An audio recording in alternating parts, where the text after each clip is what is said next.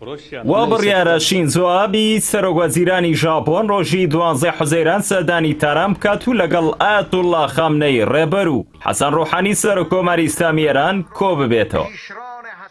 لەوبارەیەوە سەرچاوەکانی نزیک لە سەرۆکوەزیرانی ژاپۆن ڕایگەیاندووە کە ناوبراو لەگەڵ سەرۆکۆماری ئەمریکادا بابەتی ناوژیوانی نێوان ئێران و ئەمریکای لەگەڵدا باس کردو و ڕەزامەندی ناوبراوی وەرگرتووە بۆ نێوەندگیری لە پێناوی سازانی دایالۆگ و لە نێوان هەردوو وڵاتدا.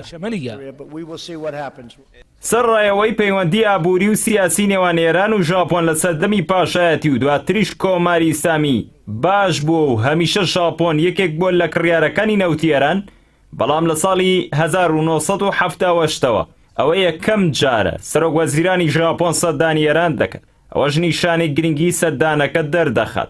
عەباس عێراقچی یاریدەدەری وەزیری دەرەوەی ئێران هیوای خواست سەردانی ئابی بۆ تاران لە دابەزاندنی گرژی و ئاڵۆزیەکانی ناوچەکەدا ڕۆڵی کاریگەری هەبێت و عێراقچی بڕواشی وایە چونکە ژاپۆن هاوپەیمانی ئەمریکایە دەتوانێت تێگەشتنی هەڵەی واشنگتن لەسەر دۆخی یاسای ناوچەکە ڕاست بکاتەوە.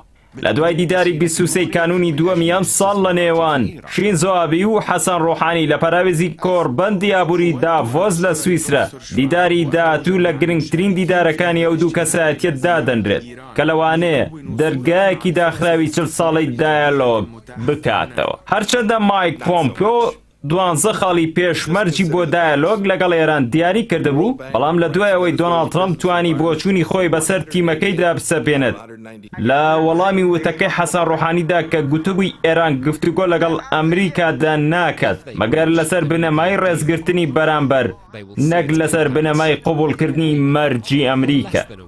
بۆیە پۆمپیۆ پەشیمان بوونەوەی خۆی ڕاگەیاند و بە ڕاشکاوی گوتی ئەمریکا بۆ دایالۆگ هیچ مەرجێکی پێشوەختەی نییە. سەرۆکی ئەمریکاش لە پرێس کۆنفرانسەکەی لەگەڵ سەرۆکوەزیرانی ژاپۆن زۆر بەنەرمی قسەی کرد و هیوای خواست بەم نزیکانە لەگەڵ سەرۆکی ئێران کۆ ببێتەوە. ئەوەشی ڕەت کردەوە کە وڵاتەکەی هیچ بەرنامەیەکی بۆ گۆڕینی سیستمی کۆماری ئیسلامی ئێران هەبێت. هەرچەندە ترامپ ڕاخنەی توندی لە ڕێکەوتنی ئەتۆمی ئەبوو کە لە سەردەمی سەرۆک ئۆباما داواژۆ کرابوو، بەڵام ئەو بابەتە تەنها بیانووە بۆەوەی لەو ڕێگەیەوە دایالۆگی ئێران و ئەمریکا دەست پێ بکاتەوە.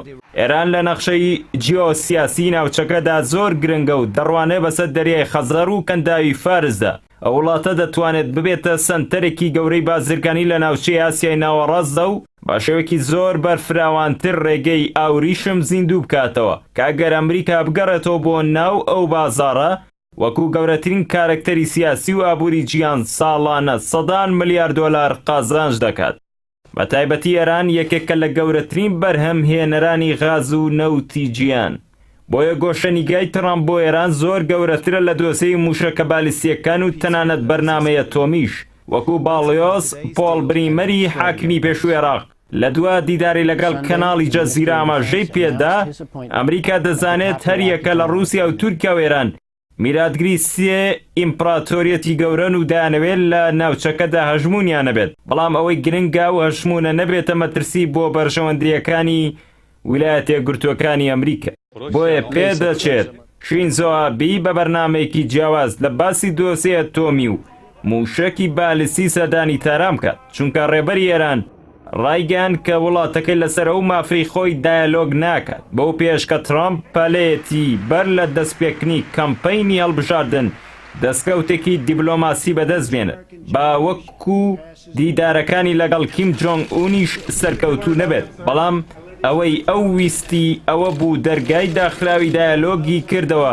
بۆیە هەمان ڕووداویش لەگەڵ ئێران ئامانجی ئەم قۆناغەی دۆناڵد ترامپ.